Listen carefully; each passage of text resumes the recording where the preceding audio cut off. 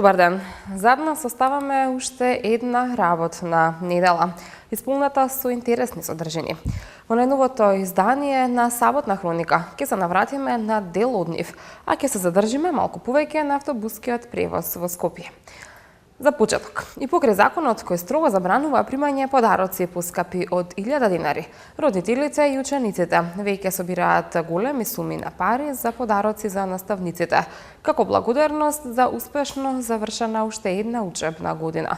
Законот стапи на сила во 2015 година, но од тогаш до сега во Државниот управен инспекторат нема ниту една пријава за примање на скапи подароци.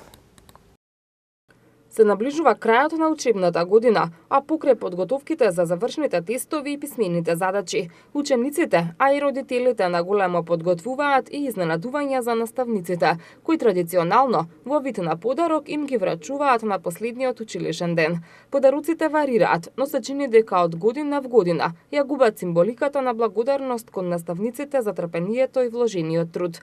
Па така, наместо букет цвеќе, се повеќе се подарува накид, парфеми, часовници, а најнов тренд е подарување и вредносни ваучери, кои наставниците може да ги искористат по своја желба и потреби.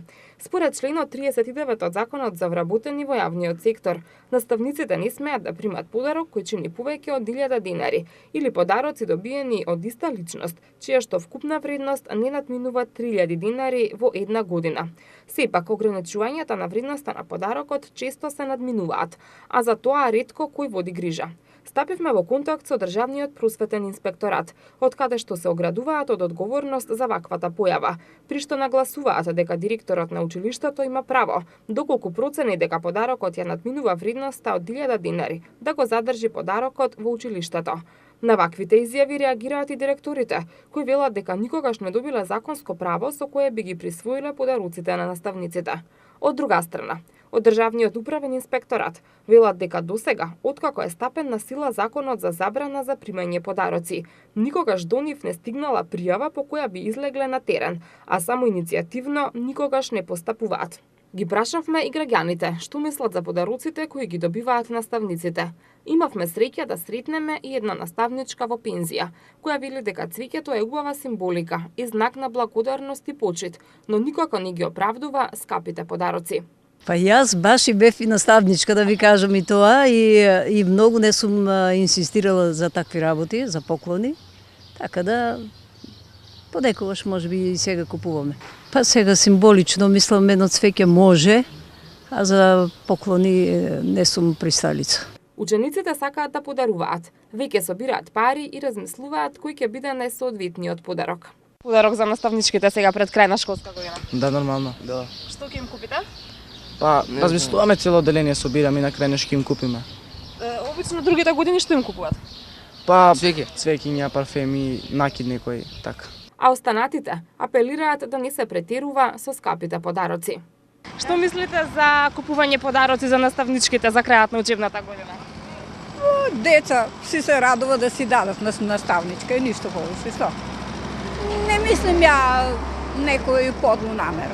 Така, за сега во последно време е тренд да се купува накид, скапи подароци. Дали сте за тоа? Не скапи, чисто као благодарност, што? Кога бев ученичка, нормално дека сите купувавме подароци за наставничките, заради тоа што мислам дека е социјално пожелно, инаку не се согласувам со тоа огромни подароци, цвеќиња и слично. Може би нешто символично, меѓутоа тоа да биде за посебни датуми, како што е роден ден на наставничката или завршување на годината. Бидејќи во законот стои доколку подарокот доаѓа од исто лице, не смее да надминува повеќе од 3000 денари во една година. Останува нејасно дали заедничките подароци се сметаат за подарени од едно лице или пак сумата ќе биде поделена согласно со бројот на ученици кои учествуваат во собирањето на пари. Овој закон, според надлежните, е потребен во насока на спречување на корупција и подмитливост, но сепак останува прашањето дали со подароците ќе се доставува и фискална сметка, со цел точно да се утврди вредноста на подарокот. Месец мај е посветен на подигнување на свеста за борбата против нечистата форма на рак, ракот на кожата. Најмладиот пациент кој се лекува од оваа болест е 13-годишно дете, а минатата година починал и 23-годишен пациент. Најизложени на опасност се лицата со светол тен на кожа и оние кои голем дел од денот го поминуваат на сонце, поради хоби или професија. Расте бројот на заболени од рак на кожа. Само годинава во Македонија се регистрирани 480 пациенти со најопасниот и најсмртоносен тип на рак на кожа – малиген меланом. Најмладиот пациент кој починал минатата година имал само 23 години, а во моментов на клиниката за онкологија се лекува и 13-годишно дете. Раната детекција, како што посочуваат лекарите, игра значајна улога во понатамушниот третман и справувањето со најчистата форма на рак, ракот на кожата. Директорката на клиниката за пластична хирургија, доктор Софија Пеовска, апелира до пациентите да не ги занемаруваат симптомите и за секоја забележана промена на кожата да посетат лекар. Најважно, како што објаснува Пеовска, е да не се одложува третманот со цел да се постигне најдобар можен исход, без компликации или смрт. Пациентите кои што се со низок стадиум на болест, во првиот стадиум, третманот останува да биде само хируршки и процентот на преживување кај овие пациенти е висок, значи 5-годишното преживување е над 95%. Меѓутоа, загрижувачки е што како што одминува болеста, односно во повисоките фази, тогаш веќе процентот на преживување во 4-тиот стадиум, каде што болеста е метастазирана, е 5% за 5 години преживување. Малигниот меланом е причина за смртност кај младата популација. Кај нас на пластична хирургија секако доаѓаат и млади пациенти. Ние сме имале и 13-годишно дете кое што им било оперирано со меланом. Значи неговата состојба се следи, а меѓутоа сме имали и пациенти кои што биле од 23 до 26 години кои што завршиле со смрт. Зголемен ризик за меланом на кожа имаат лицата со светла боја на кожа, граѓаните кои работат изложени на сонце и лицата кои имаат трансплантирани органи. Онколозите посебно ја нагласуваат забраната за употреба на солариум и интензивното изложување на сонце за време на летните одмори. Директорот на клиниката за онкологија Нино Васев потенцира дека во Македонија има помала инциденца на меланом во споредба со западните бели нации и нагласува дека на пациентите им се нуди квалитетна терапија и достапност на лекови. По касните стадиуми треба да се овозможи квалитетна терапија. За среќа во Македонија ги имаме баш и двата лека моментално се достапни на клиниката за лечење на БРАФ мутации, значи позитивните и за негативните го имаме лекот, дури имаме таа хемотерапија која се советува. Но Македонија спаѓа, како и сите медитерански земји, една од ретки работи во кои ние сме во предност е само тоа што имаме помала инциденца него западните бели нации, значи Норвешка, Шведска. Достапноста на лекови и бројот на пациенти значи варира, не сме сигурни стално бројката, но сега за среќа со овој буџет што го имаме, можеме за некој месец да очекуваме дека ќе има и освежување на буџетот, да можеме тие лекови до крај на оваа година да ги обезбедиме. Министерот за здравство Венко Филипче информираше дека досегашната процедура за проширување на позитивната листа на лекови ќе се промени, со што ќе се улесни набавката на нови лекови кои се користат во Европа и Америка, а значајни се поради добрите резултати кои ги даваат во лекувањето. Се поприсутни во пазарот во развиените европски земји во Америка се новите лекови, кои што се биослични лекови, се значително поевтини, посебно станува збор за лекови кои што ги заменуваат лековите на кои што им поминува патентната заштита, така да сметам дека дури и со постојниот буџет, кој што нема бара значајно зголемување, со оглед на тоа што овие лекови се со пониска цена, ние ќе овозможиме нови типови на лечење за нашите пациенти. Планираме да направиме две работи. Првото тоа што го најавив, за што веќе ја подготвивме законската измена, а тоа е начинот на кој што се проширува позитивната листа. До сега беше тоа врз основа на мислење 14 комисии кои што беа стручни комисии даваат мислење за проширување за поедини групи на лекови. Сакаме тоа и тоа беше апсолутно нефункционално, пак никогаш справедливо во праксата. Тоа веројатно е една од причините зашто позитивната листа не се проширила повеќе од 10 години. Ќе направиме една комисија која што ќе има обврска да ги зема стручните мислења од стручните колегиуми на клиниките кои што се занимаваат со одредена група на лекови. И тоа е едниот момент. И другиот момент кој што сакаме да го имплементираме е така наречена централна набавка.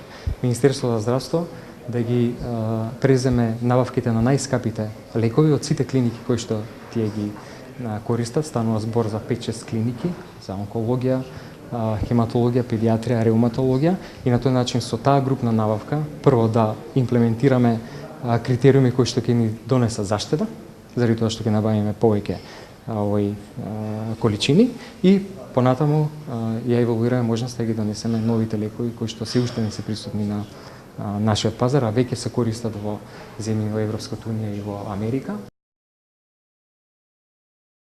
Во јавниот превоз во Скопје настана хаос откако колабираше системот за надополнување на електронските картички.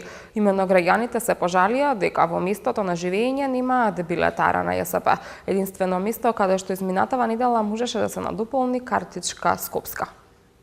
По вчерашното соопштение од јавното сообраќајно претпријатие Скопје дека завршува договорот помеѓу ЈСП и фирмата за продажба на нивните услуги и од тие причини во наредните неколку денови картичките Скопска ќе може да се надополнуваат само во билетарниците на ЈСП, а со цел да не се направи револт кај граѓаните затоа што нема да бидат во можност да ја надополнат својата картичка во блиските продавници. Проблемот веќе почнува да се решава. Од ЈСП за прва Скопска изјавија дека до денеска ставени се во функција 15 апарати за надополнување на картичките за автобус Скопска на продажните места кои не се во сопственост на ЈСП. А се очекува до крајот на оваа недела да бидат ставени во функција околу 100 продажни места и надополнувањето на картичките да функционира како порано, плюс продажната мрежа на ЈСП која ја сочинуваат 32 билетарници. Од ЈСП Скопје вела дека до нив нема стасано поплаки од граѓани, но сепак на граѓаните не им се допаѓа доколку треба само на билетарниците да надополнуваат. Тоа не е добро. Сега мора да дојдам сега хип, мора да дојдам на билетарова да наполнам. А може да јас сум не дека далеку сум, не знам колку километри сум. И тоа кошта многу пари. Да, тоа е тешко. Ти доваѓа, оди таму кај трче да вадеш, а не да се автобусите карте, а понапред даваат таму кај си платеше унапред у автобусите. Ама сега е добро и вака. Со цел да се зголеми продажната мрежа на услугите на ЈСП, дополнително од ЈСП објавија повик за соработка до сите заинтересирани субјекти, маркети, трафики и продавници за мрежата да се расшири. На колку дополнителни места ќе може плюс да се надополнува и купува картичката Скопска, независно од досегашната развиена мрежа од 100 продажни места, ќе зависи од интересот на субјектите доколку има отворен повик за соработка. Граѓаните веќе се навикнаа на овој начин на наплатата во автобусите, иако во почетокот им представуваше проблем. Дали често се возите со автобусите на ЈСП? Стално патувам. Надополнувате месечна карта или Надополнувам месечно. Месечно е сега не се возам многу често. Ако ми е потребно нешто си вадам од овие картички што се од 140 дена за 4 години. каде надополнувате картичка на ЈСП? Па не сега туку овие трафиките. Секогаш ставаме по 100 динара, 200 динари те возиме така. Плаќањето билет во автобус се врши исклучиво со електронска картичка или мобилен телефон од сите мобилни оператори и постпейд и припейд корисници. Услугата со мобилен телефон може да се користи откако ќе се активира услугата. Односно, прво се праќа бесплатна SMS порака на бројот 14 11 14 со текст старт, со што оваа услуга станува активна. Активацијата се прави еднократно. Кога претплатничкиот број е веќе активиран, плаќањето се врши само со вртење на бројот 185. Откако ќе се добие сигналот, телефонот се доближува до валидаторот. Плаќањето трае неколку секунди, со што претплатникот добива повратна SMS порака дека плаќањето е успешно и оваа порака треба да се чува до крајот на возењето. Доколку граѓаните воопшто немаат билет или пак не е валидиран билетот, тогаш казната изнесува 1000 денари доколку се плати во рок од 8 дена, а ако не се плати во овој рок, казната ќе биде 3085 денари. А доколку и оваа казна не се плати, предметот се дава на извршител. Го посетивме ЈСП Скопје и од раководителот на секторот за сообраќај, како и од техничкиот директор побаравме одговори на повеќе теми кои ги мачат граѓаните, а се поврзани со транспортот во Скопје.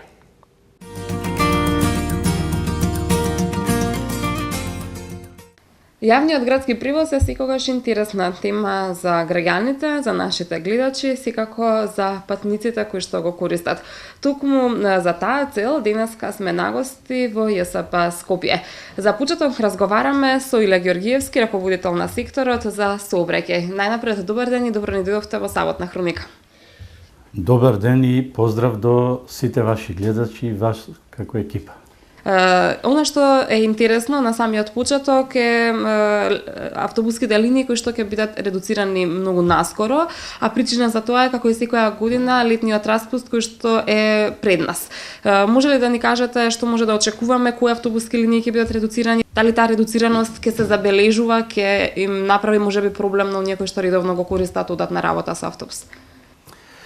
Правим вака, со периодот во годината, односно доаѓањето на летниот период и времето на распустите за учениците, годишните одмори за вработените во индустријата, во јавниот сектор, се менува и мобилноста на населението. Секаде во светот, па и кај нас, согласно одлуката за линијски превоз на патници во градот Скопје, јавниот превоз се организира со летен и зимен возен ред. Зимниот возен ред е во периодот кога сите се активни, кога мобилноста на населението е поголема, а летниот период е кога се годишните одмори, распустите за учениците. Инаку, како што знаете, од 1.1.2017 година, јавниот превоз е организиран во градот Скопје како интегриран јавен превоз, во кој регуларно се вклучени јавното сообраќајно предпријатие и приватните превозници. Мрежата на линиите е составена од 103 линии, од кои 44 се градски и 59 се приградски линии. Врз основа на распределба што беше направена, согласно капацитетите што ги има јавното предпријатие, пред да отпочне интегрираниот систем на јавен превоз, се направи поделба, дел од транспортната задача за вршење на јавниот превоз на граѓаните на Скопје и околината добија приватните превозници, остатокот остана за ЈСП. Така да сега имаме 10 линии одржуваат приватните превозници сами, 87 линии одржуваме ние сами, а на 6 линии јавниот превоз го одржуваме заеднички. За информација за граѓаните, јавниот превоз се одржува со годишно некаде поминати околу 22-3 милиони километри, тоа е значи секоја година за да можат скопјани да се превезат, се заобиколува земјаната топка. Како илустрација. Да. Што се однесува до димензионирањето на линиите, тие се димензионират за максимален број на патници, односно потребите при мобилноста на населението за зимскиот возен ред, а за летниот возен ред се прави намалување. Намалувањето, согласно летниот возен ред, е некаде во проценти околу од 15 до 20% максимум. Зошто е толку малку намалено? Од причини што во летните високи температури не смееме да дозволиме. Има нормативи колкав треба да биде времето на чекање, односно интервалот на следење на возилата по одредени линии. На тој начин е димензиониран превозот, јавниот превоз во Скопје и на тој начин се врши превозот на граѓаните. Од искуство до сега, значи, немаме некои проблеми во делот околу тоа дали ќе успееме да ги превеземе граѓаните или не. Значи, со овој возен ред е планирано добро превезување на граѓаните, поготово за задолжителните патувања, а тоа се патувањата за одење и враќање од работа и во зимните периоди одење и враќање на учениците. Сите други патувања што не се задолжителни се извршуваат на начин, односно со интервал на следење на возилата, како што е предвиден со возниот ред. За следење на извршувањето на транспортната задача, која ни е доверена на нас како превозници и на приватните превозници, во градот Скопје, во оделението за јавен превоз, има оддел што се вика мониторинг и контрола и сме под стална контрола од нив. Така да она што е зацртано со возниот ред, задолжително како превозници мораме да го извршуваме. Така нешто секако е исто така важно да одговориме. Голем дел од граѓаните се интересираат зошто се уште дел од населбите при градските населби во Скопје имаат навистина редуцирани автобуси и би можеле да кажеме дека еден автобус поминува на половина час, 40 минути, никогаш и час. Можеби тоа било добро во минатото, меѓутоа Скопје се шири, населбите стануваат се поголеми, бројот на жители кои што гравитираат кон централното градско подрачје е све поголем и можеби овој број на автобуси не ги задоволува нивните потреби. Дали ЈСП размислува за воведување на нови зголемени автобуски линии? Вашата дискусија во делот околу потребите на граѓаните на Скопје и околните места ја прифаќам и вистина е таква, значи во ерата на 21. век сите сакаме да имаме покомфорен, поредовен и подобар јавен превоз. Меѓутоа, во моментот можностите со капацитетите на јавното претпријатие и приватните превозници се тие и во зависност од тие капацитети е направен возен ред согласно цениме, согласно потребите на граѓаните. Односно задоволување на потребите за барем оние што се задолжителните патувања да бидат навреме, а за другите во рамките на она што се вика стручна и законска можност. Делот околу отварање на нови линии за поврзување на другите населби со граѓаните е предвиден во одлуката за линиски превоз на патници во градот Скопје со посебни членови и посебни процедури на кој начин тоа се решава. За илустрација за граѓаните можеме да спомнеме. Значи тие преку нивните урбани заедници или местни заедници како ги викат, преку општините можат да иницират потреби од отварање на нови линии или предимenzionирање со зголемен број на возила на веќе постоечките линии и предвидената процедура е, значи, согласно сега електронскиот систем, треба да ги извадиме податоците, во кој период во денот колкав број на патувања имаме и врз основа на модел, стручен модел, се оценува дали има потреба за предимenzionирање или нема потреба. Ние и до сега, значи, сме постапувале така, меѓутоа до сега го немавме електронскиот систем, не можевме да имаме попрецизни податоци. Меѓутоа, искуствено цениме дека добро сме се справувале со таа работа. Бидејќи бројот на патниците во моментот не се зголемува многу, меѓутоа не се намалува. Значи, граѓаните на Скопје сакат да го користат јавниот превоз, ние како јавно претпријатие формирано од градот со доверена цел да го тоа организираме, сме спремни и целосно сме ангажирани да можеме да ги задоволиме потребите на граѓаните. Има ли некоја линија во најава, вака ексклузивно да соопштиме за нашите гледачи? Има ли некоја населба која што наскоро може да добие некоја нова линија или зголемен број на автобуси? Дали досега сте разговарале на оваа тема?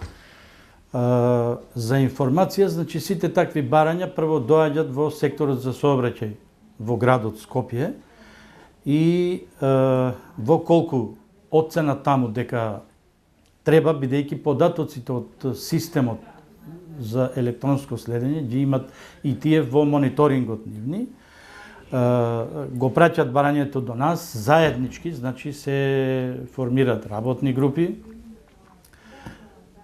и се пристапува кон реализацијата на барањето на граѓаните. Во моментот не би можел да ви кажам каде би било тоа, меѓутоа во времето на летниот возен ред се прибираат такви податоци и припрема се прави за максималната мобилност кога е на населението, односно со зимниот возен ред. Во моментот не би можел да ви кажам на која линија, на кој дел од градот би дошло нешто ново. Меѓутоа и проширувањето на мрежата на линиите е врзано со одлуката и за таа работа мора одлука да донесе Советот на град Скопје. Така. Споминавте дека бројот на патници не се намалува, меѓутоа не се низголемува, значи тие редовно кои што се возат со автобус се претпоставувам една група на луѓе. Има ли токму од нивна страна некаква поплака во однос на автобусите, можеби во однос на доцнењето на автобуси, дали се почитува возниот ред или можеби во однос на хигиената? Што е она што најмногу им смета на патниците и на што најмногу реагираат? Па секогаш такви реакции од страна на патниците имало и треба да има, бидејќи тоа е репер за да можеме ние да се прилагодиме и подобро да можеме да се организираме да ги задоволиме нивните потреби. Впрочем, затоа сме и формирани како предпријатие и ни е доверена дејноста која што извршуваме. Поплаките од граѓаните се прифатливи за нас и се во рамките на реалноста, бидејќи предвидениот возен ред, односно регистрираниот, кој што имаме обврска како превозници и ние и приватните превозници да го извршуваме, е објавен на нашата веб страна. Граѓаните сега се све пописмени за електроника, тоа го гледат. После тоа поставените дисплеи што се на автобуските стојалишта исто ги информираат граѓаните дали за доцнењето или воопшто за недоаѓањето на автобусот кој веќе сметат дека треба да дојде, односно е по процедура ставен и треба да се појави. Не ни дават за право да можеме да правиме отстапки од тоа и сме должни тоа да го правиме. Меѓутоа, со само еден протест што ќе се појави на територија на централното градско подрачје, со самото пренасочување, односно изнаоѓање на соодветна проводност, улица кај што има соодветна проводност за нашите автобуси, бидејќи се со голема висина, и моментот од промената на трасата на линијата до информацијата на патниците е поголем и затоа чекајќи тие додека добијат информација за нешто што е сменето, а тоа е реално, не можеме ние да ги убедеме граѓаните дека сме исправни, бидејќи тие сакат оно што го прочитале да биде испочитувано. Наоѓаме заеднички јазик со објаснувањето од која причина се појавил проблемот и цениме дека до сега добро ја обавуваме дејност, односно јавниот превоз на граѓаните. Во делот околу поплаките во хигиената на автобусите, можам да кажам следното. Значи, технолошкиот ред кај нас, од влегувањето на возилото во базата, при повлекување од извршување на транспортната задача, па до наредното излегување, е строго прецизиран и најпрво, значи, возилото мора да биде натанкирано и да помине на дневна нега, значи да биде чисто 100%. Тоа е првата работа што се прави во базата. Во делот, ако има проблем нешто околу техниката, исправно, неисправно, во текот на ноќта си има организирано служби што тоа го средуваат и секое возило од базите што излегува наутро на линија е целосно чисто. Граѓаните имат право да се жалат кога ќе видат нечисто, меѓутоа треба да имат во предвид дека нечистотијата во автобусите не ја правиме ние во ЈСП, тука прават самите граѓани. Или од култура, односно некултура, или од невнимание, некое нивно несакајки, не знаеме како. Меѓутоа, ние можности во текот на денот на работата да ги поново чистиме автобусите немаме, бидејќи возилата влегуваат во ритам, односно исполнување на транспортната работа. Возачите, како што имате приметено, се менуваат на линија, значи нашите возила работат по 19 сати само за да ги обслужат граѓаните на Скопје. Така, јас сум сигурна дека овие информации и тоа како ќе им користат понатаму во нивното секојдневно движење низ градските улици. Ви благодарам и на вас. Се надевам дека дадовме корисни информации за граѓаните на Скопје.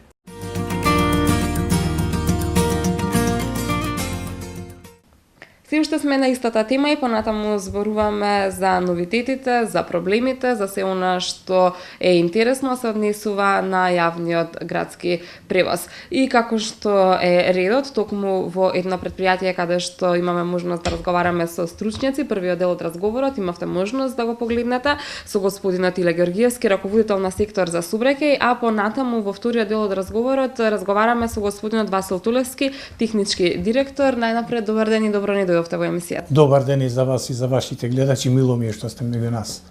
Секако дека ваквите разговори се од исклучителна важност за нашите гледачи, а за вашите патници, токму за таа цел ќе се опитаме да одговориме на што е можно повеќе прашања кои што нели ги засегаат токму нив. Она што е интересно е тоа што неудамна се појави еден проблем со надополнувањето на картичките, на електронските картички, односно на Скопска.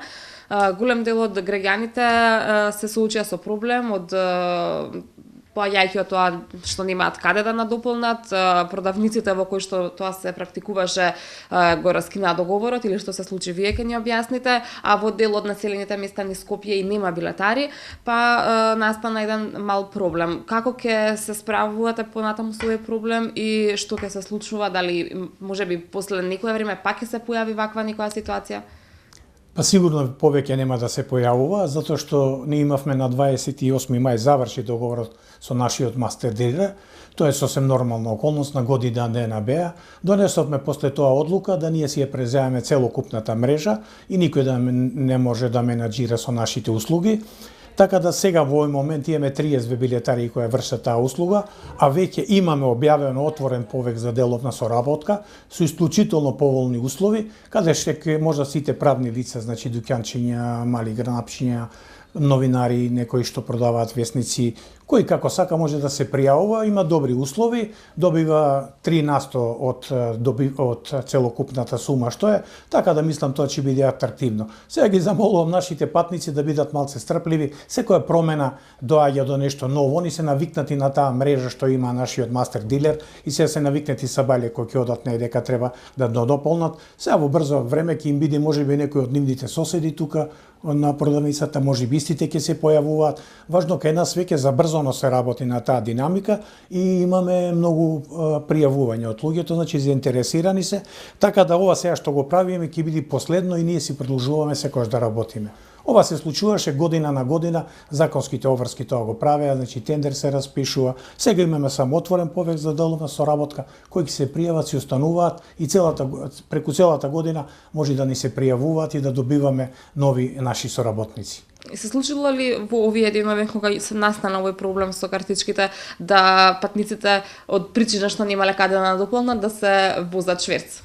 И ние имаме широко сваќање за тие работи, шверцери секогаш има, а ова е настанато еден вакуум, така да во нашиот вакуум тука нема шанса да нашите линиски контролори им прават проблеми на луѓето, така да тоа брзо ќе се реализира, за недела дена ние ќе ги немаме проблемите. Значи до сега ниту еден патник поради овој проблем не е санкциониран.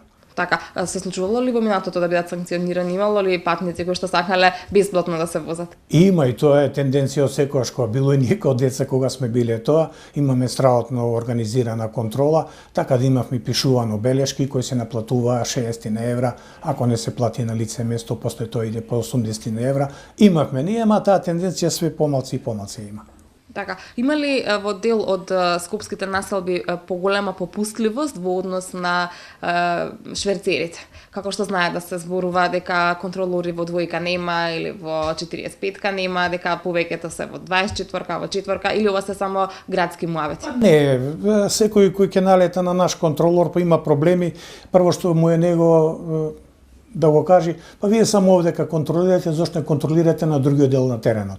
Ние имаме колеги мои, не е коректно тоа јас да го изјавувам дека они на еден дел од теренот работат, на другиот дел од теренот не работат, си имаат они програми, си имаат листи, се враќаат назад, даваат извештаи, така да целокупното скопско подрачје кај нас е покриено со линиска контрола, а попустливоста зависи од и моменталните ситуации. Така, она што е интересно е тоа што во последно време на скопските улици се забележуваат и старите автобуси на ЈСП и покрај тоа што пред само неколку години нели комплетно се обнови возниот парк, она што ги револтира граѓаните, што повторно старите автобуси без клима уред, со не толку удобни седишта се пуштени во сообраќај. Зошто се случува ова? Јас ги разбирам нашите граѓани, затоа што они се уште под поимот нови автобуси ги рачунаат автобусите кои се пред 7 години. Да и подсетам граѓаните дека тие автобуси веќе имаат 1.000.000 километри. Некој од нив. Се работи за тоа што ние, како градско предпријатие, секоја сабајле 275 автобуси мора да излезат од тука, во втората смена истиот бројка има, третата нешто имаме намалување. Таа голема, огромна концентрација на автобуси кои треба да ние ги оспособиме да излезат заедно со целата гарнитура на возачи, представува огромен проблем и све повеќе и повеќе овие што ги викаат нови возила влегуваат во една фаза на позачестени дефекти. Значи, они почињаат да се расипуваат со проблеми од мотор, менјач до ние најситните делови. Овие се автобуси што се донесени од Кина, од Украина, уште у тој момент свативме ние дека и тешка ќе биде набавката на деловите, затоа што за кинеските автобуси многу тешко се добиваат делови.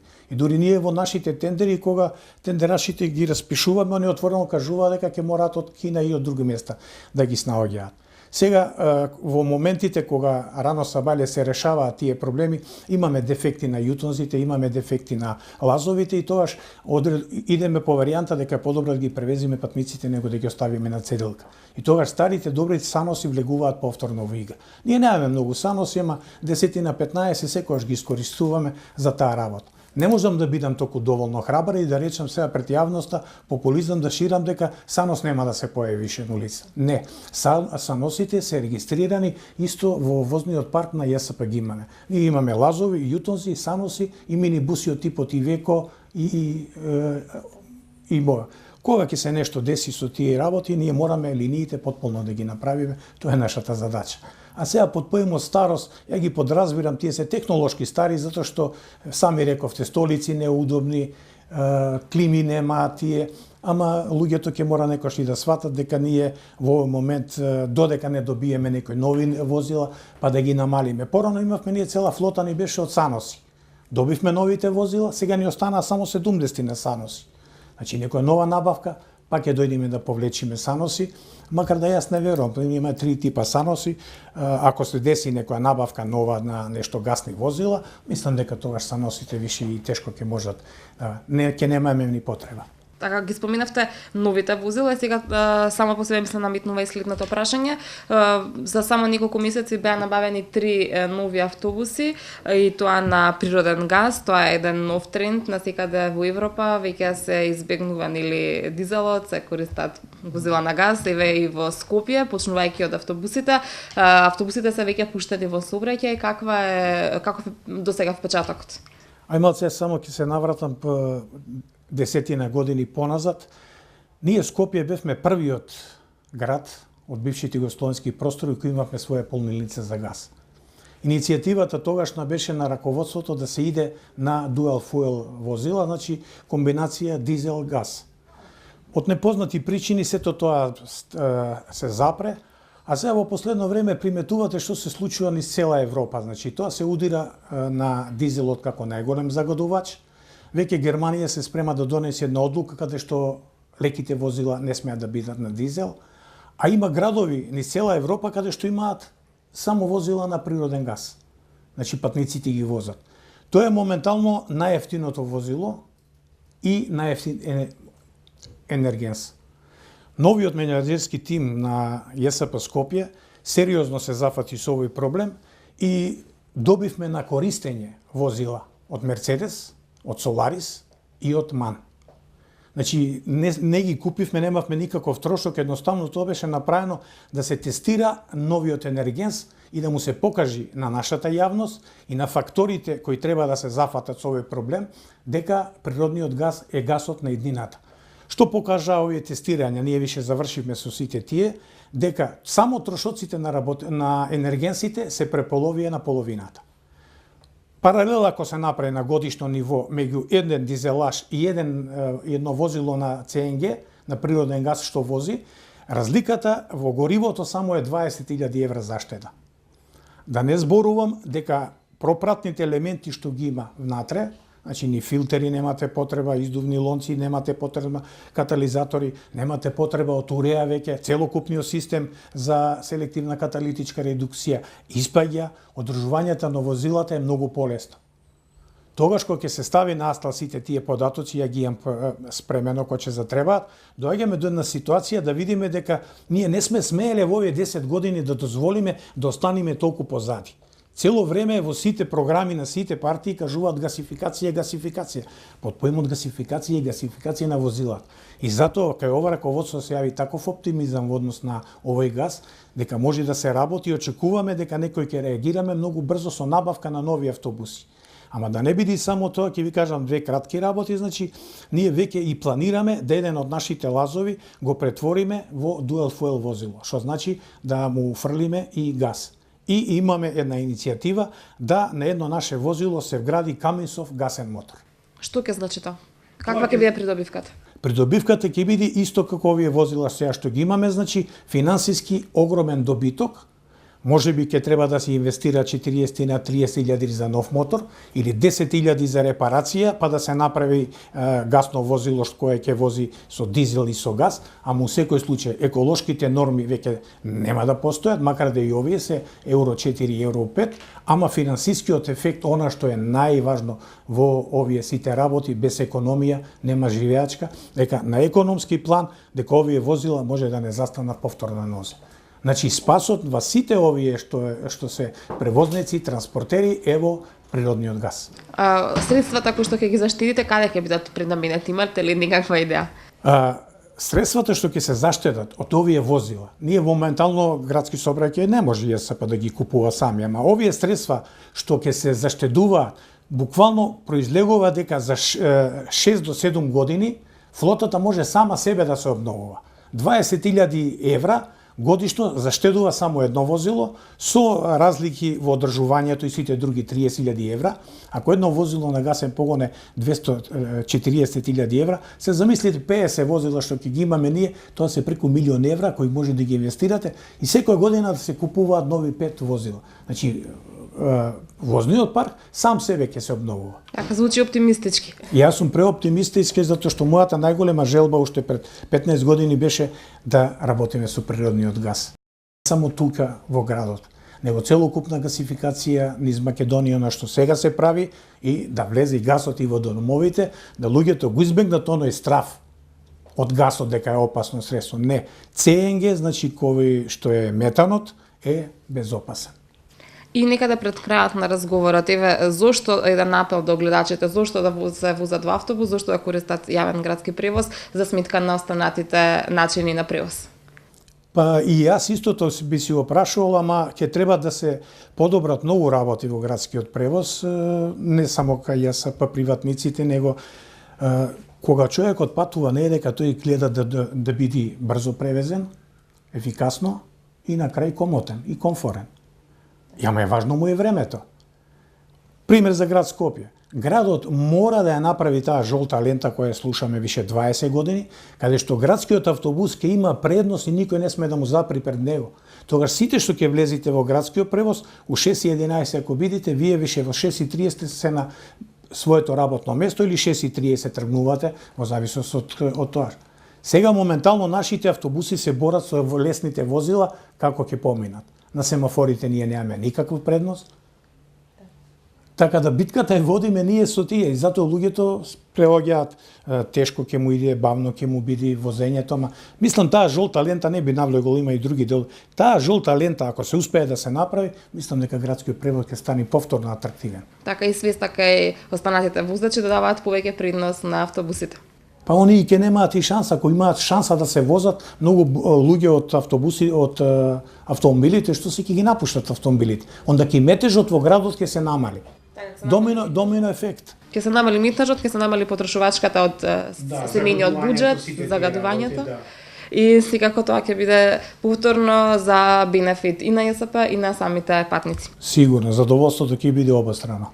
Господине Василе, јас тука никаде ќе ви заблагодарам за ова интересно интервју, за издвоеното време и се надевам дека во иднина ќе имаме можност повторно да сработуваме и за важните и интересни прашања кои што ги мачат скопјани да им одговориме на најсоодветен начин.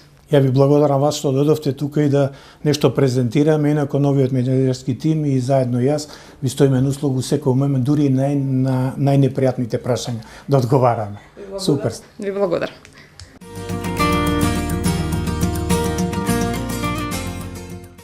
Работниците на јавното комунално предпријатие Газибаба добија нови униформи и заштитна опрема со цел поефикасно да ги извршуваат своите работни задачи. Исто така се зголемуваат и надлежностите на предпријатието и тие освен со уредување на зеленилото ќе бидат надлежни за спортските игралишта, водоводната и канализационата мрежа во руралниот дел на општината. Денеска на работниците кои се задолжени за одржување на хигиената во општина Газибаба им беа доделени нови униформи и заштитна опрема. Бројот на работниците за 6 месеци е двојно зголемен и сега изнесува над 70 лица, а оваа бројка ќе се зголемува поради потребите на 15 рурални населени места во општината. И според најавата на градоначалникот Борис Георгиевски, оваа бројка ќе достигне над 100 работници. Јавното комунално предпријатие Газибаба 2007, кои досега беа задолжени само за одржување на зеленилото во општината, од сега ќе имаат изголемени надлежности. Односно, под нивна надлежност ќе бидат спортските игралишта, водоводната и канализационата мрежа во руралниот дел во општината. Освен одржувањето на јавната хигиена во надвор од урбанистичкиот план на град Скопје и во урбаните средини, јавното предпријатие денеска стопанисува и со 2 водоводи, дополнително ќе работи со водовод во Раштак и во Булачани во едно дел кај што не се поставени водоводните водомери и шакти. Истовремено најавуваме дека јавното предпријатие ќе се занимава со останатиот дел на гранки во надлежност на својата дејност, а тоа е одржувањето на сите спортски терени кои што се во надлежност на општина Газибаба, како и нивно стопанисување, со цел истите да бидат во функција ставени и функционални во текот на целата година. Јавното предпријатие ќе биде една од препознатливите, би рекол, брендови на општината и најавуваме дека во текот на ова година во делот на инфраструктурата ќе се занимава со делот и на канализационите системи и на водоводните системи кои што се надвор во руралните населени места, а ќе бидат од капитално значење за самата општина и за управување на јавното комунално предпријатие. Јавното комунално предпријатие Газибаба 2007 пред еден месец беше опремено и со нова механизација за поефикасно работење и уредување на општината. Набавени се косилки, рачен алат, багер, а ќе се набавуваат и дополнителни машини и опрема. Градоначалникот најави и дополнителни средства за јавното комунално предпријатие со ребалансот на буџетот во јуни, како и финансирање на предпријатието со самоодржливи активности на предпријатието кон други правни субјекти. Во рамки на јавното комунално предпријатие постои работилница за изработка на урбана опрема, корпи за отпадоци, клупи, мали фонтани, летниковци. Истата е опремена со нов алат за работа и урбаната опрема ја поставуваат на целата територија на општината. Жителите од Јурумлери се уште се загрижани за состојбата на насипот на надвозникот. Насипот, како што велат, веќе подолг период е во таква состојба, односно се рони, најверојатно од атмосферските води, а надлежните досега не го санирале. Одговор за состојбата побаравме од јавното предпријатие за државни патишта, кои велат дека екипи излегле на терен, направиле увид и сега се чека тендерската постапка. Се уште е загрижувачка состојбата на надвозникот на регионалниот пат 1102 кај Јурумлери, реагираат граѓаните од овој дел на Скопје. Како што велат жителите, насипот почнал да се рони од атмосферските води кои се сливаат по насипот и предизвикува одстранување на камењата со кои е направена косината. Со зголемувањето на оваа дупка која е веќе формирана се загрозува стабилноста на насипот, а фреквенцијата од автомобили, автобуси и камиони е голема на овој пат. Така што при поминување на секое поголемо возило, опасноста се зголемува. За да ја утврдиме состојбата на терен бевме со Трајче Георгиевски, жител на Јурумлери, кој вели дека ова оштетување е направено уште пред 3 години и досега никој ништо не направил за да се санира. Овие камења почетокот, како што и вашата камера има снимено, беа 2-3 камена извадено, меѓутоа со текот на времето почна покрај 2-3 камена, сега скоро се направи една голема дупка, каде што постои потенцијална опасност да се свлече целиот подпорен зид, а со свлечувањето на подпорен зид постои уште поголема опасност за хавари да се направи трагедија на некој автобус горе ако мине, ќе се направи ударна дупка на самиот асфалт, на самиот надвозник горе.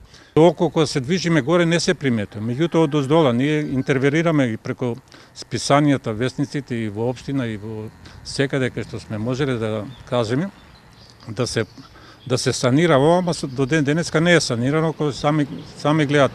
Жителите реагираат и за оштетената цевка за прифаќање на атмосферските води од која се слева водата по насипот и постојано навлегува во земјата.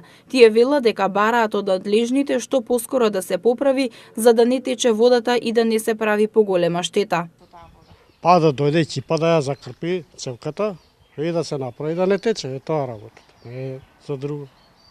А известено е, мислам известиле викат, ја не сум, други надлежни што. И не презема мерки 2-3 години никој. За овој проблем пред известен период се пожалија дел од жителите на Јурумлери, пошто екипата на Прва Скопска побара одговор од надлежните, односно од јавното претпријатие за државни патишта.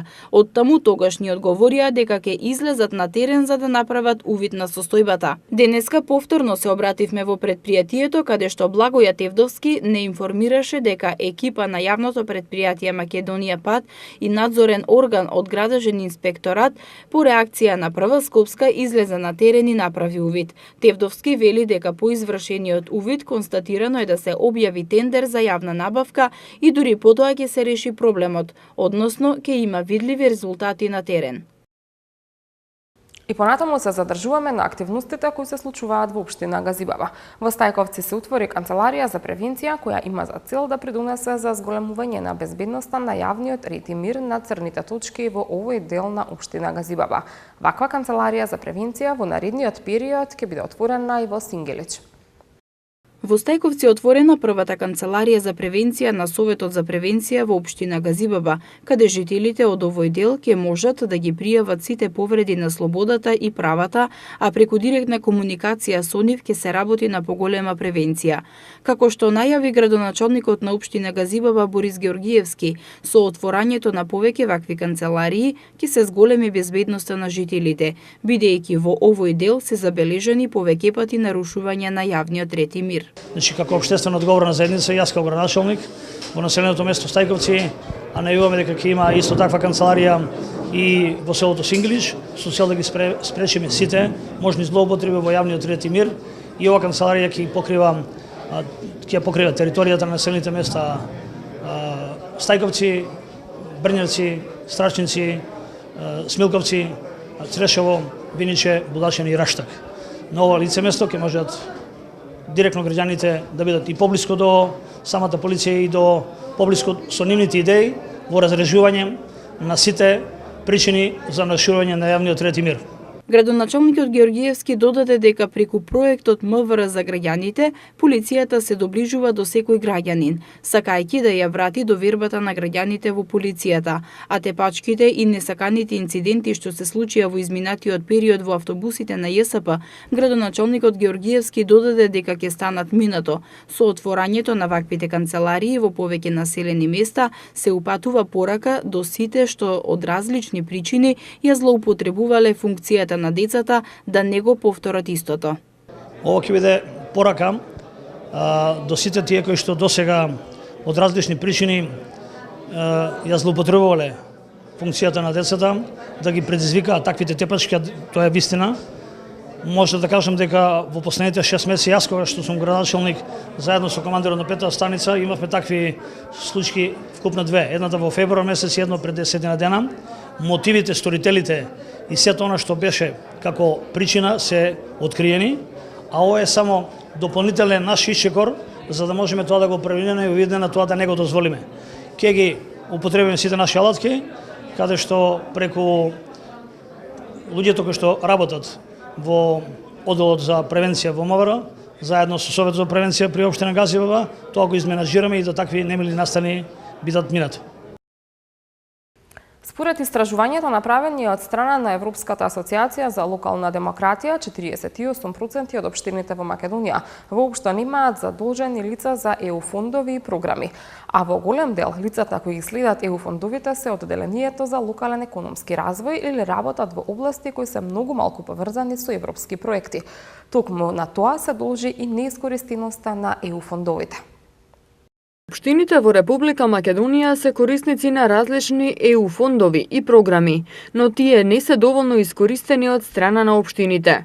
Најголем проблем со кој се соочуваат општините при аплицирањето е немањето соодветно кофинансирање од сопствени средства и доволно финансиски средства за имплементација, како и недоволно обучен кадар или пак воопшто немаат лице или сектор за европски проекти. Според едно истражување кое го направи Европската асоциација за локална демократија АЛДА за искористување на ЕУ фондовите од страна на општините во Македонија, покажува дека 48,4% од испитаниците се изјасниле дека во нивната општина нема организацијска единица или лице задолжено за европски проекти. Во најголем број случаи, лицето кое ги следи ЕУ фондовите е во одделението за локален економски развој, или пак работат на области кои воопшто не се или се малку поврзани со европски проекти. Само мал дел од општините имаат одделение или сектор за европски проекти или соработка. Подготовка и имплементација на европски проекти им е само еден дел од бројните други работни задачи кои ги имаат, што значи дека најчесто не може да го посветат целото свое работно време на активности поврзани со подготовка и спроведување на проекти, ниту на истражување на можности и стручно усовршување во таа област. Токму заради неискористеноста на програмите на ИПА фондовите, град Скопје ќе ги подобрува капацитетите на администрацијата и ќе соработува со граѓанскиот сектор за да го зголеми искористувањето на фондовите од Европската Унија. Како и во најголемиот дел од општините, така и во град Скопје, неискористеноста на фондовите е резултат на ограниченоста на расположливите човекови ресурси и искуство за зголемена апсорбција на фондовите од ЕУ проектите, како и намањето континуитет во градење на капацитетите. Овие податоци се резултат на студија што ја изработи НВО Инфоцентар во соработка со организација на жени од Струмица. Преовладува мислење дека фондовите се пари кои висат, знаете, пари кои можеме да ги искористиме за финансирање на проекти за кои што не постои национално финансирање. За жал, во многу ситуации е така. Не постои национално кофинансирање, затоа имаме финансирање, затоа имаме интерес да ги користиме за да покриеме некои наши приоритети, некои наши идеи да имплементираме и така натаму. Така не треба да биде. Затоа што националните стратегии и европските стратегии на кои што им служат фондовите треба да бидат комплементарни, треба да одат во насока на остварување на заедничките европски политики. Ова мислење мораме полека да го менуваме. Со цел поголема искористеност на фондовите од Европската Унија, администрацијата ќе биде дообучена и активно ќе учествува во сите апликации, а покрај советниците и општинските службеници ќе одат на меѓународни конференции затоа што тие активно учествуваат во реализација на проектите. Резултатите кои добивме се од особено значење за градот. Ова го кажувам поради фактот што конкретните наводи од анализата ќе ни послушат да ги лоцираме активностите кои треба да ги преземеме во насока на подобрување на постоечките капацитети кои градот ги има од аспект на подобрување на перформансите на вработените, нивна дополнителна подготовка за процесите на искористување на програмите од ИПА фондовите.